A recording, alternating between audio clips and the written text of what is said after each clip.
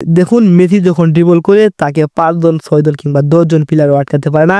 এই মুহূর্তে মেসিকে 10 জন প্লেয়ার 3টা লেয়ারে ঘিরে রেখেছে। মেসি যে মাত্র বল পেলেন লুইস সুয়ারেজ ইঙ্গিত করছেন নেইমারকে বল দিতে, কিন্তু মেসি এখানে কাউকে পাস দেননি। তিনি 10 জনের সাথে একাই মোকাবিলা করছেন। তখন এই 23 জন প্লেয়ার মেসিকে ট্যাকল করছে। মেসি হালকাভাবে কাট ইন করলেন এবং একই সময়ে 23 জন জার্সি প্লেয়ার সহ আরো বেশ কয়েকজন প্লেয়ার মেসিকে আটকাতে বাধা হয়ে দাঁড়িয়েছিল। বাট মেসির পার জাদুতে হার মানে তারা সবাই।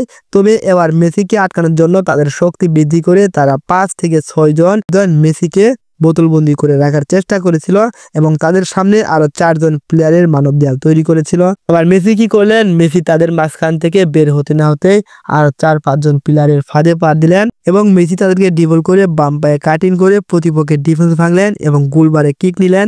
কিন্তু গোলকিপার দারুণভাবে সেফ দিয়েছিল। বাট ভাগ্যক্রমে বল চলে আসে আবারও সেই লুইস সুয়ারেজের পায়ে। লুইস সুয়ারেজ সুন্দরভাবে গোল ফিনিশ করলেন।